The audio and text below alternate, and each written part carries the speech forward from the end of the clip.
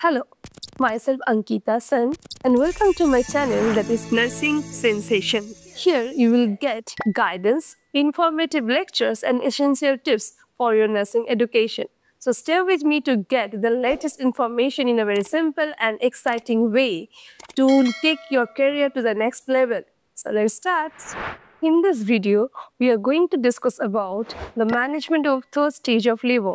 What do you mean by third stage of labor first? And then again, what are the events that happen in the third stage of labor? And stay with me for the last because here I'm going to give you some latest recommendations by WHO through which we are managing the third stage of labor. Let's know the definition of third stage of labor. Third stage of labor means the complete birth of a baby with the complete expulsion of the placenta along with the membrane. Always remember, only the complete expulsion of the placenta doesn't mean the third stage of labor is completed. So, complete extraction of the membrane is also included in the third stage of labor. So, what are the events that happens in the third stage of labor? First, let's start with that. Before going to giving any uterotonics drugs in the injectable form, first rule out for the second baby. When the first babies come out, just after of that, before going to give any uterotonics, let's know if there is any presence of any second baby or not. If not, then give any uterotonic injections as per WHO recommendation within 1 minute after the birth of the baby. And then check for the following signs. There are 3 signs for the placental expulsion. First, placental separation, then placental descent, and then placental expulsion. Now come to the fourth point, that is information to the woman and show the woman if she wants to see the placenta. Then examine the placenta and record all the details and debrief with your team members. So first, the signs of placental separation. So here, there are some signs of placental separation that you should know. So you have to explain the woman that you will feel fidget. I mean, you will feel some pain as per the baby came out, but that will be very less. As there is a separation of the placenta from the fundus of uterus, so there is some pain again in the woman's body. So she may feel some rigid, some restlessness, and there is a surge in the uterine contractions. So in that case, you can see a gush of blood is coming out that usually ceases within 10 to 20 seconds. Please note down this point. This blood will cease within 10 to 20 seconds. But if it is not ceased within 10 to 20 seconds, you have to be alarming for the PPH. When the placenta is completely came out with the membrane, the uterus should be well contracted. So you have to very carefully see the separation of the placenta, the signs of the separation of the placenta. Now come to the descent. So there is separation and then come to the descent. So placenta has to be descend down. So the woman will again may feel wriggle, and she can change her position as she is feeling something is coming down, like my baby came out, because the placenta is with the gravity is again coming down. And she may complain you that I am feeling some pain in my lower back or my bottom. And here you can see there is a lengthening of the cord as because the placenta is coming out. So you can see the lengthening of the cord from the outside of the vulva. The wall of vulva may bulge and the uterus become hard, round and mobile. So these are the signs of placental descent. Now come to the placental expulsion. So very important part, that is delivery of the placenta by the CCT. The full form of CCT is control cord traction. So you have to give a traction, that is control, to the umbilical cord for the expulsion of the placenta. So if the placenta is seen in the vulva or the vagina, it's okay. You can expel out the placenta, but if it is not seen in the vulva, it means it's only get descended but not ready for the expulsion from the woman's body. So in that case, you have to wait and watch until you can see the vulval bulging with the placenta visible. When the placenta is visible in the vagina, you have to give a counter cord counter traction to the uterus. That means you have to place your one hand with this shape in the symphysis pubis. You have to give upward pressure to the uterus, and again with your right hand you have to give the CCT, that is controlled contraction, so that the placenta will expand out. Remember, your counter traction to the uterus is very important to prevent the further complications with the placenta, with the uterus. So when the placenta is coming out, give very gentle traction, and when the placenta emerges, pull the placenta gently upward, not downward and upward, only upward.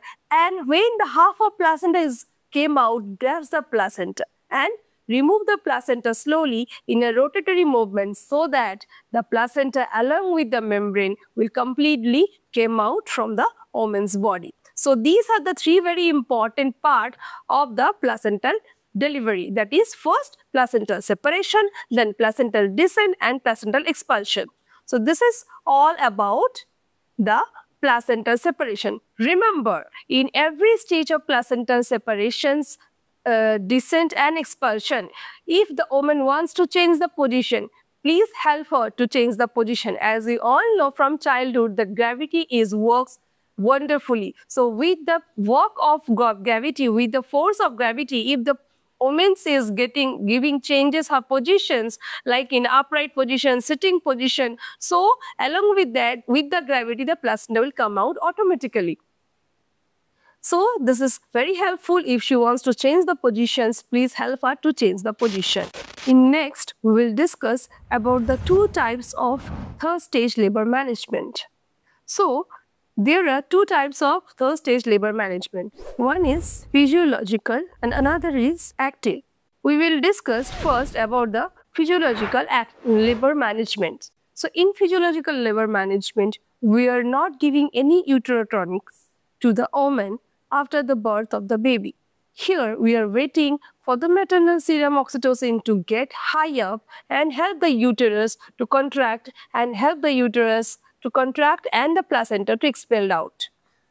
And in active management of third stage labor, there are some recommendations as per WHO. So first is giving the oxytocin. So here we are giving oxytocin, injection oxytocin 10 international unit IM at the lateral aspects of the maternal thigh, and that is with the complete informed verbal consent from the woman. Second point is we are giving the placenta a help with the control contraction along with a counter traction to the uterus. So these two are the WHO recommendations for the active management of third stage of labor, which is generally known as a AMTSL. Here also we are giving fundal massage as a prophylaxis of PPH. Remember, we are giving the fundal pressure as per the prophylaxis of PPH, not as a routine practice for the third stage management, active management. In case of cord clamping, WHO is giving the recommendations that we have to go with the delayed cord clamping, that is 1 to 2 minutes after the birth of the baby. We are not doing any immediate cord clamping, that means within 1 minute after the baby born, because there are so many advantages of delayed cord clamping for the baby and the mother both. Now come to the physiological management of labor in some details. Here we are saying that we are waiting for the serum oxytocin from the maternal side to get surge or higher, so that the uterus is getting contracted and the placenta will expel out naturally. So how the maternal serum oxytocin will be increased and secreted? So here first option is relaxation. When the baby is born, after the baby is born, give the mother the relaxation environment, that may be by the dim light of the room, by the less people present in the room, by the less talk in front of the woman. Let's give some we time with the mother and the baby and the family, so that the mother can be more relaxed. Next, the nipple stimulation. So WHO is saying the breast feeding should be started as soon as possible after the baby born. So when the baby is starting the nipple to suck, So nipple stimulation by the sucking of the baby again helps for the stimulation to the hypothalamus of the woman, and again hypothalamus is getting reactive and secrete the oxytocin, which comes to the maternal serum with the bloodstream, and it helps in the contraction of the uterus. Again, the baby crawling, skin to skin contact of the baby, it's again helps as a relaxation with the mother, relaxation for the mother with the skin to skin contact. And when the baby is started crawling on the woman's abdomen and chest, so it's giving a passive massage to the uterus. Again, it helps for the uterus to get contracted. So these are the physiological methods by which the serum oxytocin can get rise up, and it helps the placenta to expel out. So here, the placenta can expel out, as I have already discussed, with the help of gravity and the maternal effort. If the woman is changing her positions and sitting in a squatting position or changing her position to the side lateral positions, so with the gravity and the maternal effort to expel out the placenta, she can give a light push and she can deliver her placenta very easily.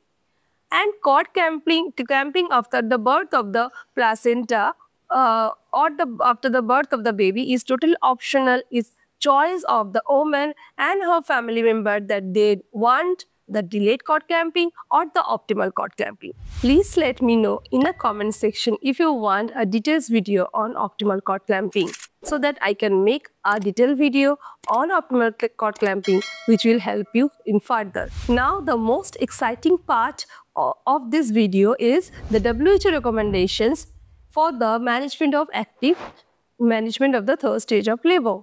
So first come for the prophylaxis uterotonics. So the use of uterotonics for the prevention of postpartum hemorrhage during the third stage of labor is recommended for all births by the WHO. So WHO is saying that you have to give injection uterotonics to all the women after the birth of the baby for the prevention of PPH. So now see what is the next recommendation by the WHO.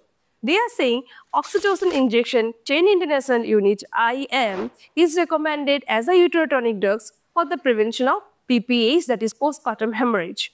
And in setting where the injection oxytocin is not available, there you can give tablet misoprostol 600 mg for the prevention of PPH, which is again recommendation from WHO. Here you have to remember that giving tablet misoprostol per rectal will take long time to start his action. So it's better to give is by oral or by sublingual. So here you have to keep in mind that giving tablets misoprostol per rectally 600 mg for the prevention of postpartum hemorrhage will take long time to start its action. So what to do?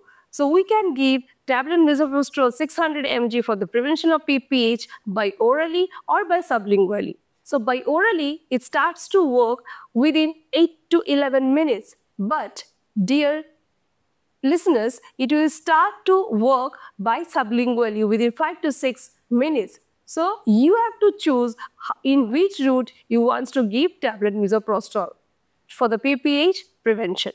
So now come to the cord clamping. So cord clamping, if there is any indications, that is fetal distress, neonatal distress, neonatal bradycardia, asphyxia, baby not cried at birth, you can go for the immediate cord clamping, that is within 1 minute after the birth of the baby. But WHO is recommended that delayed cord clamping is good for the baby and the mother both, because delayed cord clamping means the cord clamping not earlier than 1 minute but more than 1 to 3 minutes, within 1 to 3 minutes after the baby born, which is again helpful for the health of the baby and the nutritional outcome of the infant. Now come to the another point, that is fundal massage. So fundal massage is not the part of active labor management by WHO, but they are saying if there is chances of PPH by any risk factor like maternal anemia, high multiparity or twin pregnancy. So if there is any risk factors which directly provoking the PPH, so in that case you have to very vigilance for the signs of PPH, maybe before or after the expulsion of the placenta, and you have to give the fundal massage. So for that reason, dear listeners, you have to check the uterus for its hardening, and you have to ensure that it is getting contracted. The third recommendation is in setting where injection oxytocin is unavailable, the use of further injectable uterotronics, if appropriate, like argometrins or methyl argometrins, or a fixed drug combination of oxytocin and argometrins is recommended. Now come to the control contraction, that is known as CCT. So in setting where the skilled birth attendants are available, CCT is recommended for vaginal birth.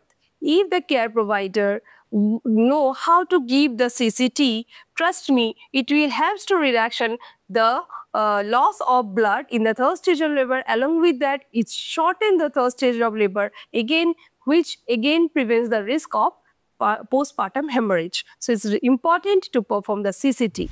Now, I am going to discuss about the most important part, that is role of a nurse or role of a midwife in the management of third stage of labor. Firstly, congratulate the woman and the family members who are present in the birthing room. And also call out the birth time first, which is very legally important. Next, know about the events that you need to observe. I mean, if you know what are the alarming signs of PPH, what are the alarming signs for the birth asphyxia of the neonates, what are the other alarming signs which may arise the complications, I mean like falling of blood pressure, tachycardia, and altered of sensorium of the woman, that will giving you the alert for the coming complications. So you have to be very observeful for the events that you need to observe actually. After the end of second stage of labor, check for the second baby, and then maintain a calm, quiet and warm environment. Remember, maintaining of the warmth of the woman and the baby is very important. Use of warm sheet or the blanket and wrap the woman and the baby together. Maintain skin-to-skin contact. After the baby born, the uninterrupted skin-to-skin contact for 90 minutes is recommended by WHO, which having a huge benefits for the mother and the baby too. Then facilitate this time for the parent and the baby to discover the attachment by minimizing the noise, limitation of conversations, observing from a distance and not interfering with the physiological process with their family time, because that is the time they are having the weak feelings and sharing their emotions that time, which again helps the woman to relax and helps the uterus to get contract and placenta to come out. And the baby also get the chance to crawl on the mother's abdomen and start the breastfeeding as early as possible. Check the vital signs periodically and record it as per the protocol, as per your hospital protocol. Maintain the respectful maternity care throughout the pregnancy, throughout the interpartum period and postpartum period. Like the choice of the management of third stage labor, ask the woman in a beforehand what type of management she wants. If she wants a physiological management or she wants a active management of third stage of labor. Inform and take a consent from woman before giving injection oxytocin IM. Inform her about her baby conditions. It's very important to know the woman, to get the informations from the healthcare providers. The mother has to know about her baby conditions, which is very curious for the woman that particular time. Wait and watch. If something is going not as per your plan or not as per your expectation, then you have to wait and watch for the next. Explain the woman that she may feel again a uterine surge, which is very short, when the placenta will get separated, which I have already explained with you. Explain the woman that when giving counter traction to the uterus and placing your hands on the same as pelvis. Remember, as because you are touching her, so as per the rule of maintaining of respectful maternity care, or before touching of any human being, we should take a consent from that human being. So do that same for the woman. Ask the woman to follow her own body instinct to expel out the placenta. Don't give her information on the instructions that push and take out the placenta. Just tell her that allow your body to maintain the normal lateral instinct to expel out the placenta. So the placenta, if the woman and the family member wants, that is totally optional. There are some cultural beliefs where they want to see the placenta, even they took the placenta at home. But if they don't want, keep it aside after the examination of the placenta and the membrane. When you are examining the placenta and the membrane, you have to debriefing with your team member that it's complete or incomplete, whatever, and go for the detailed documentations and recording. And know the woman that her placenta and membrane is completely expelled out. Now give the choice to the woman for the cord clamping. So I have already informed you that is there are 3 types of cord clamping, that is immediate cord clamping, delayed cord clamping and optimal cord clamping. So beforehand, before the baby born, discuss these points with the woman so that she can choose what type of cord clamping she wants after the baby born.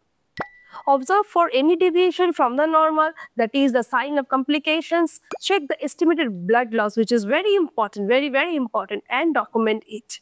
Complete document a sequence and details with time and full signature, which is very important again. Do the debriefing, I mean what happened, what should be done, what left with the woman and the family member and the team members, so that everybody can know what happened and what is going to be happen again. So this is all about today's topic. Please let me know on which topic you need a video in the comment section, so that I can make a detailed video on that for you. If you find it was very helpful for you, please like, share and subscribe my channel and press the bell icon to get the notification of my next video. Thank you.